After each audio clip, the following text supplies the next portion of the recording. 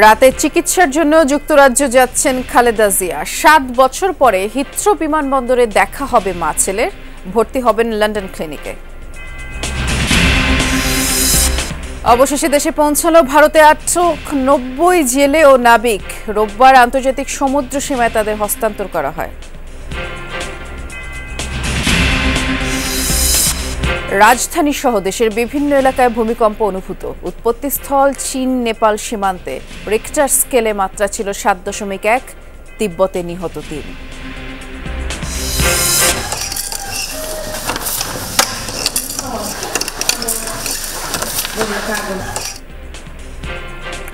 নানা সীমাবদ্ধতার মাঝেও মণিপুরী ও ত্রিপুরা সম্প্রদায় ধরে রেখেছে তাঁত পণ্যের ঐতিহ্য। শিল্প বিকাশে দরকার প্রশিক্ষণ ও পুঁজির যোগান। আজ রাতে যুক্তরাজ্যের উদ্দেশ্যে ঢাকা ছাড়বেন বিএনপি চেয়ারপারসন খালেদা জিয়া। লন্ডনে হিথ্রো বিমানবন্দরে তাকে স্বাগত জানাবেন ছেলে তারেক রহমান ও পুত্রবধূ ডাক্তার জুবাইদা রহমান। আর সেখান থেকেই খালেদা জিয়া সরাসরি লন্ডন ক্লিনিকে যাবেন। প্রায় ৭ বছর পর চিকিৎসার জন্য সফরে গিয়ে আবারও দেখা হবে বাংলাদেশের রাজনীতিতে গুরুত্বপূর্ণ জিয়া পরিবারের মা ছেলের। কারাবন্দী হওয়ার আগে সবশেষ ২০১৭ সালে লন্ডন সফরে যান বিএনপি চেয়ারপারসন। আরও জানাচ্ছেন সহকর্মী সাইফুদ্দিন রবিন।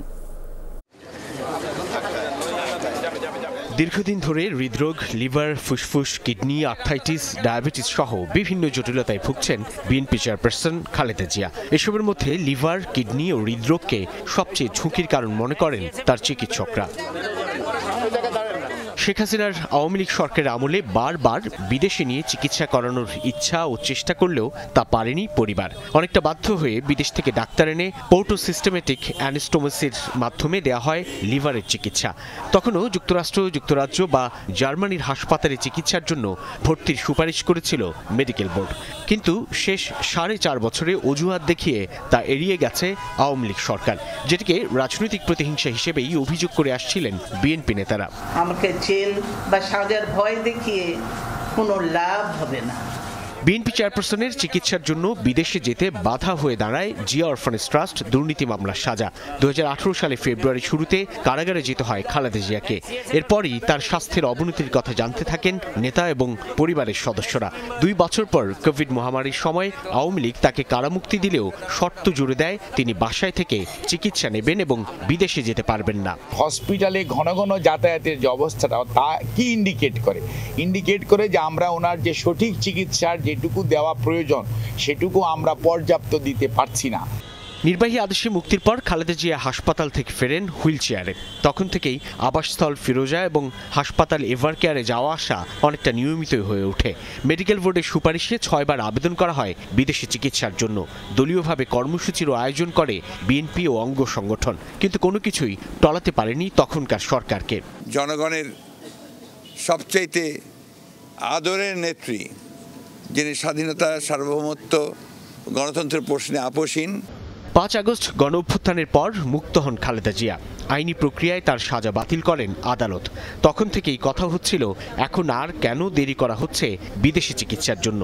জানা গেছে খালেদা জিয়াকে বিদেশে নেওয়ার জন্য তার শারীরিক অবস্থা সহ নানা প্রস্তুতি নিতে লেগেছে অনেক সময়। ধ্বংস নয়, প্রতিশোধ নয়, প্রতিহিংসা নয়, ভালোবাসা, শান্তি ও জ্ঞান ভিত্তিক সমাজ গড়ে তুলি।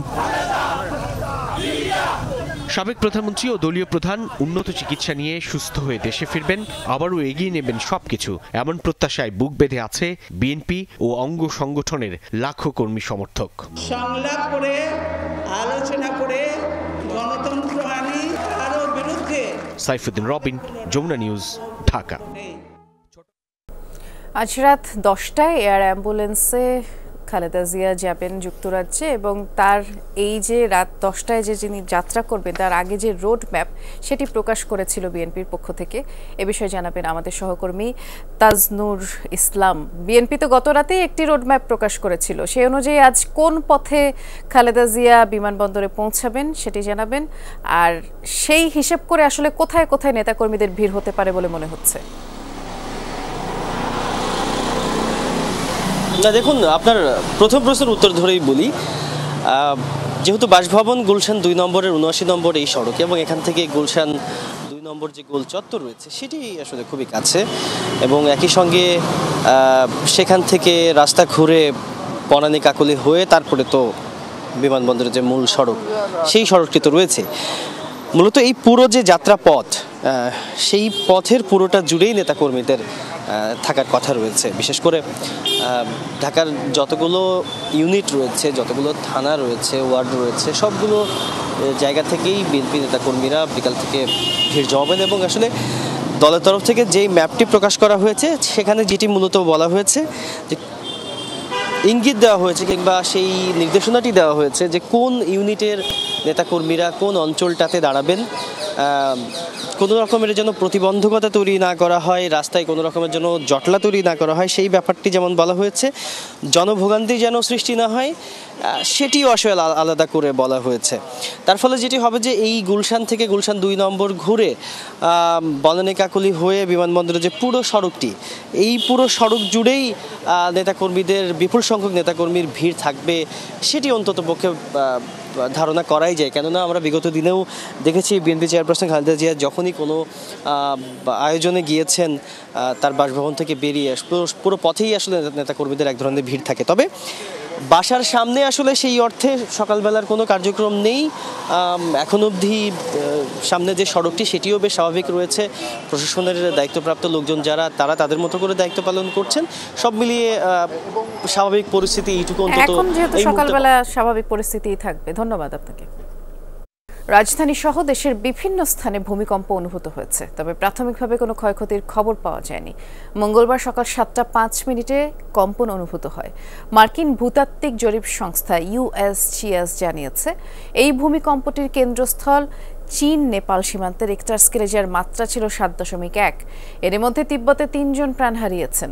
ভূপৃষ্ঠ থেকে 10 কিলোমিটার গভীরে ভূমিকম্পের উৎপত্তি ছিল। আর স্থানীয় সময় 7:15 থেকে 8:45 পর্যন্ত ওই অঞ্চলে আরো 7টি আফটার শক অনুভূত হয়, যেগুলোর সবই ছিল 4 থেকে 5 মাত্রার মধ্যে। বাংলাদেশ ছাড়াও ভারত এবং ভুটানে ধাক্কা অনুভূত হয়। গত শুক্রবারও ঢাকা, সিলেট সহ দেশের বিভিন্ন স্থানে ভূমিকম্প অনুভূত হয়। প্রায় 1 মাস ভারতে আটক থাকা 90 জেলে ও নাবিক মুক্তির পর চট্টগ্রামে এসে পৌঁছেছে। গত 9 ডিসেম্বর বঙ্গোপসাগরের মাছ ধরার সময় ভারতীয় কোস্ট গার্ড ধরে নিয়ে যায় বাংলাদেশি 2 ট্রলারের 78 কর্মীকে। তাদের সঙ্গে আরেকটি মাছ ধরা নৌযানে 12 জন জেলেও মুক্তি পেয়েছেন। মুক্ত হওয়া মোট 90 জনকে পতেঙ্গায় নেওয়া হয়েছে। আজই তাদের ট্রলার মালিক ও পরিবারের কাছে হস্তান্তর করা হবে। রোববার হিরন পয়েন্টে আন্তর্জাতিক সমুদ্র সীমায় 90 নাবিককে বাংলাদেশ কোস্টগার্ডের কাছে হস্তান্তর করে ভারতীয় কোস্টগার্ড। আর জেলেদের বহন করা জাহাজ সকালে বন্দরনগরীতে পৌঁছায়। তার আগে কোস্টগার্ডের এই জেটিতে অবস্থান করছেন পরিবারের সদস্যরা। লায়লা 2-তে প্রায় 2-2.5 ঘন্টার আপনার সার্চ করে। তো ওরা যেটা হয়তো করতেছিল যে এখানে অবৈধ কোনো কিছু হয়, ওদের কি ইন্টেনশন ছিল এটা তো আমরা জানি না। তো ওরা রেডিও মারফত লায়লা 2কে একটা খুললো যে আমাদের একটা iPhone 15 তোমাদের ওখানে থেকে গেছে, তো তোমরা আসো, আমরা ওটা সার্চ করে দেখে আবার তোমাদের যেতে দেবো, এটাই আর কি। তো যাওয়ার পরে বলছে ঠিক আছে। এখন আমাদের সহকর্মী আলামিন শিকদার এ বিষয়ে খোঁজ খবর রাখছেন, অপেক্ষা করছেন তিনি আমাদের জন্য। আলামিন, জানা গেল কি যে আসলে এই যে 1 মাস তাদেরকে আটক করা হলো, কেন ধরে নিয়ে যাওয়া হয়েছিল?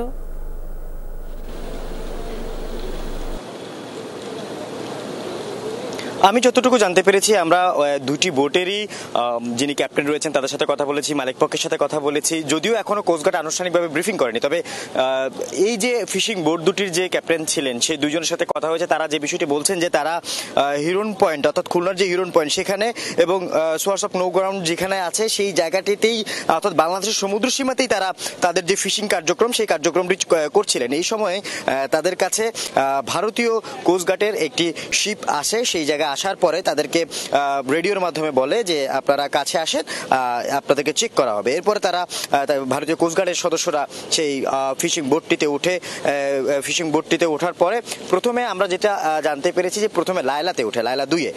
সেখানে তারা চেক করার পর কিছু না পেয়ে বলে যে ঠিক আছে চলে যান। এরপর তারা এই যে MV মেঘনা 5 যেটা দেখা যাচ্ছে এখন, এটার সাথে যোগাযোগ করে, দুটোটা কাছাকাছি অবস্থানেই ছিল, এটার সাথে যোগাযোগ করে তার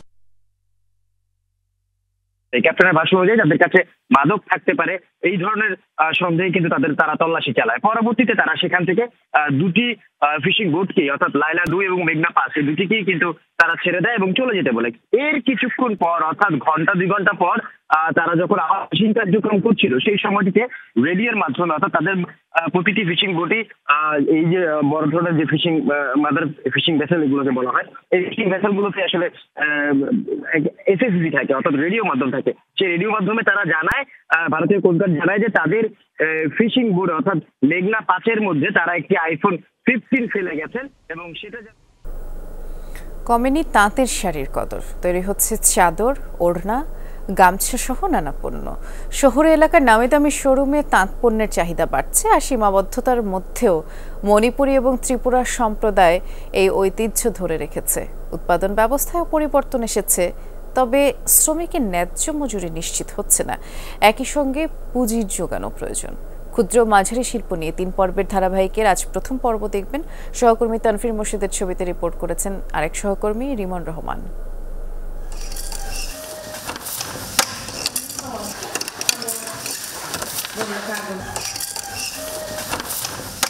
সূক্ষ্ম বুননে অপলক দৃষ্টি, মিহি সুতোয় সুদৃশ্য এবং নান্দনিক নকশা দিতেই এমন একাগ্রতা। প্রতিটি বুনন প্রক্রিয়া আছে হাতের পরম যত্ন। বংশ পরম্পরায় তাঁতের সঙ্গে বিনোতাদেব বর্মার সখ্যতা। শ্রীমঙ্গলের প্রত্যন্ত এলাকায় চলছে কর্মব্যস্ততা। কেউ বানাচ্ছেন শাড়ি, কেউ বা ওড়না, চাদর। সকাল থেকে বিকেল পর্যন্ত চলে হস্তচালিত তাঁত। ত্রিপুরাদের ড্রেস এগুলো বাজারজাত করতে পারে নাই, এই জন্য আমরা এই মণিপুরি তাঁত এখন কাজ করতেছি। মণিপুরি তাঁতে আসলে বাজারজাত করতে পারে নাই, দাম মানে বেশি হয়ে যায়। আর এই তাঁতে হচ্ছে একটু সহজে করা যায়, মানে খুব বেশি করা যায়, কিন্তু দামটা একটু সস্তা দামে একটু করা যায় আর কি।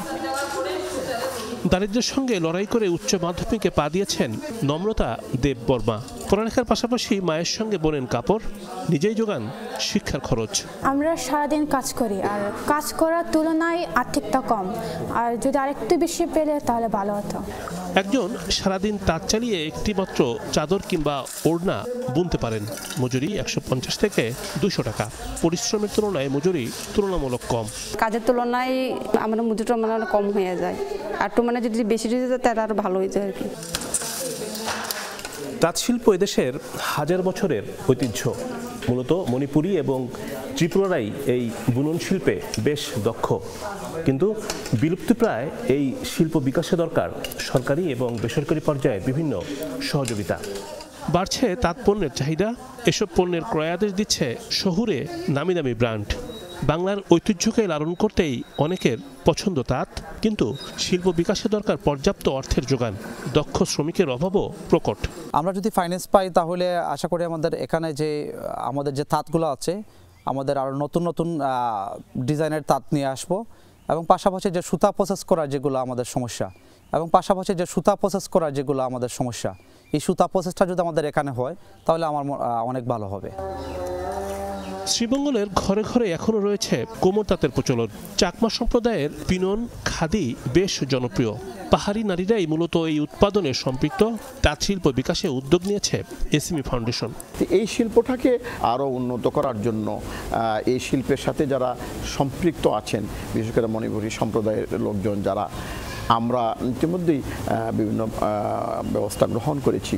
আমরা ভবিষ্যতে এখানে আরও উন্নত মানের প্রশিক্ষণ, বিশেষ করে ডিজাইনের ক্ষেত্রে আমরা আরও প্রশিক্ষণ দেব তাদেরকে। শত বছরের এই শিল্প টিকে থাকলে একদিকে রক্ষা হবে আমাদের ঐতিহ্য, অন্যদিকে নিশ্চিত হবে অর্থনৈতিক মুক্তি।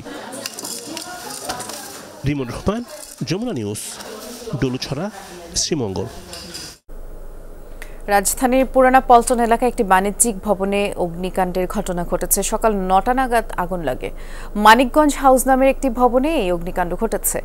4তলা ভবনের 2য় তলায় একটি ল চেম্বার থেকে আগুনের সূত্রপাত বলেই ফায়ার সার্ভিস জানিয়েছে। সিদ্দিক বাজার ফায়ার স্টেশনের 2টি ইউনিট শুরু থেকে কাজ করলেও এখন 6টি ইউনিট আগুন নিয়ন্ত্রণে কাজ করছে। ক্ষয়ক্ষতির খবর এখন পর্যন্ত জানা যায়নি। আপনাদেরকে কিছুক্ষণ আগে যেমনটি জানাচ্ছিলাম যে প্রায় 1 মাস ভারতে আটক থাকা 90 জেলেও নাবিক মুক্তির পরে চট্টগ্রামে এসে পৌঁছেছে। এই বিষয়ে কোস্টগার্ড এই মুহূর্তে ব্রিফ করছে, আমরা সেই ব্রিফিংয়ে যাচ্ছি। বাংলাদেশ ভারত আন্তর্জাতিক সমুদ্র সীমা এলাকায় বাংলাদেশে অবস্থানরত 95 জন ভারতীয় জেলে 6টি বোট সহ ভারতীয় কোস্টগার্ডের নিকট হস্তান্তর করা হয়। একইভাবে ভারতে থাকা 90 জন জেলে এবং 2টি ফিশিং বোট বাংলাদেশ কোস্টগার্ডের নিকট হস্তান্তর করা হয়। তাদেরকে আমরা গত রাতে চিরঙে নিয়ে আসি। আপনারা দেখতে পাচ্ছেন দুটো জাহাজ, একই সাথে 90 জন জেলে, এবং তাদেরকে আমরা ইতোমধ্যে তাদের পরিবারের নিকট হস্তান্তর করেছি। এই পুরো ঘটনা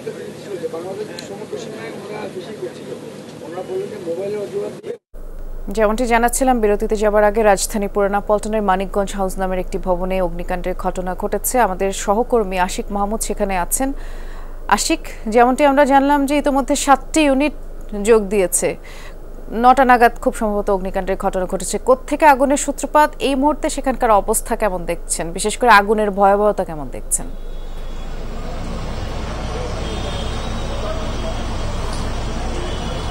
বৃষ্টি, আমরা একদম পুরনো পল্টন মোড়ে রয়েছে। এই পুরনো পল্টন মোড়ে মানিকগঞ্জ হাউস নামের একটি ভবন আছে, 4তলা ভবন। সেই ভবনেই কিন্তু কিছুক্ষণ আগে অগ্নিকাণ্ডের ঘটনা ঘটেছে বলে আমরা জানতে পেরেছি। এখন পর্যন্ত আমরা ফায়ার সার্ভিসের সাথে কথা বলে যেমনটি জেনেছি যে ইতিমধ্যে ভেতরে 7টি ইউনিট কিন্তু ভেতরে কাজ করছে, এবং আপনি দেখতে পাচ্ছেন যে এই যে ভবনটি, এই ভবনের 2য়, 3য় এবং 4র্থ তলায় আগুন ছড়িয়ে গেছে, এবং সেই আগুনের ধোঁয়া আমরা বাইরে থেকে প্রচন্ড ধোঁয়া দেখতে পাচ্ছি।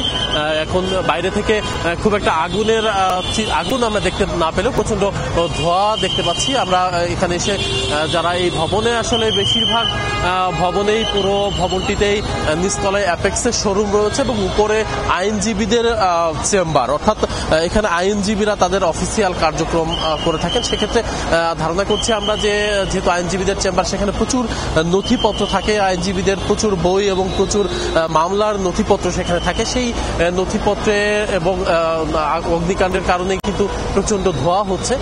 সেই কাগজে আগুন লাগার ফলে যে কাজটি হচ্ছে, আসলে সে কারণে আসলে আগুন নেভাতে কিন্তু ফায়ার সার্ভিসের কর্মীদের বেগ পেতে হচ্ছে। এখন পর্যন্ত আমরা আগুনের সঠিক কোথা থেকে আগুন লেগেছে সে বিষয়টি এখনো নিশ্চিত না, তবে ধারণা করা হচ্ছে এই ধরনের যে ভবন, সেখানে আসলে বৈদ্যুতিক বিভিন্ন লাইন আছে, আমরা দেখতে পাচ্ছি অসংখ্য তারের জটলাও দেখতে পাচ্ছি বিভিন্ন জায়গায়। তো ধারণা করা হচ্ছে যে এই ধরনের আগুন বিশেষ করে শর্ট সার্কিট থেকে হয়ে থাকতে পারে, যেহেতু এখানে গ্যাসের কোনো কার্যক্রম আমরা দেখছি না, কারণ পুরোটাই অফিস এবং নিচে অ্যাপেক্সের শোরুম। সুতরাং এখানে আমরা স্বাভাবিকভাবে ধারণা করছি যে হয়তো বৈদ্যুতিক শর্ট সার্কিট থেকে আগুনের সূত্রপাত হতে পারে, তবে এখন পর্যন্ত আসলে আমরা নিশ্চিত। ফায়ার সার্ভিসের সদস্যরা ভেতরে কাজ করছে, আমরা তাদের সাথে কথা বলে যেমনটি জেনেছি ইতিমধ্যে 7টি ইউনিট কিন্তু তারা ভেতরে অগ্নি নির্বাপনের জন্য আসলে কাজ করে যাচ্ছে, এবং তাদের সাথে কথা বলে যেমনটি জানা গেছে ভেতরে প্রচন্ড হিট আছে, এবং সেখানে কিন্তু ভেতরে আগুন পুরোপুরি নির্বাপনে আনতে তাদেরকে কিন্তু প্রচন্ড বেগ পেতে হচ্ছে, এবং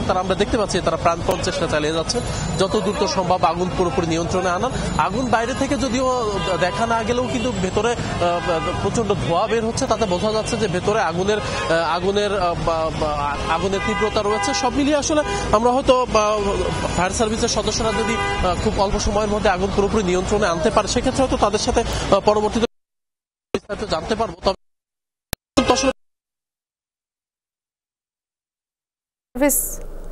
ফায়ার সার্ভিসের পক্ষ থেকে তো নিশ্চয়ই একটি ব্রিফিং করা হবে, তখন আবার আশিক আপনার মাধ্যমে জানাবো। দর্শকদের ধন্যবাদ জানাচ্ছি।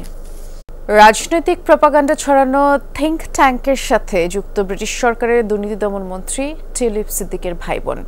ব্রিটিশ গণমাধ্যম দ্য টাইমস এই তথ্য জানিয়েছে। জানা গেছে তাদের ছড়ানো প্রপাগান্ডার বেশিরভাগই নির্বাচন ও আওয়ামী লীগের প্রধান প্রতিদ্বন্দ্বী বাংলাদেশ জাতীয়তাবাদী দল বিএনপির বিরুদ্ধে।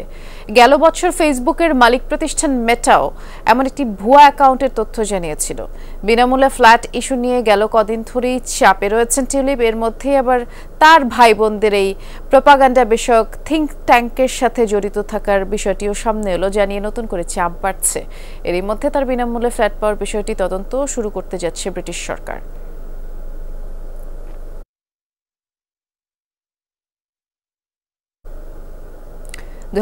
সালের মার্কিন প্রেসিডেন্ট নির্বাচনে বিজয়ী হিসেবে ডোনাল্ড ট্রাম্পকে আনুষ্ঠানিক স্বীকৃতি দিল যুক্তরাষ্ট্রের কংগ্রেস। সোমবার পার্লামেন্টের যৌথ অধিবেশনে তাকে দেশের পরবর্তী রাষ্ট্রপ্রধান হিসেবে অনুমোদন দেন আইন প্রণেতারা। এই অধিবেশনের সভাপতি ছিলেন নির্বাচনে ট্রাম্পেরই প্রতিদ্বন্দ্বিতা করা কমলা হ্যারিস। দায়িত্বরত ভাইস প্রেসিডেন্ট হিসেবে আনুষ্ঠানিকভাবে নবনির্বাচিত প্রেসিডেন্টের নামও তিনি ঘোষণা করেন। আর কংগ্রেসের স্বীকৃতির মধ্য দিয়ে যুক্তরাষ্ট্রে সরকার গঠনের আনুষ্ঠানিক অনুমোদন পেল রিপাবলিকান পার্টি।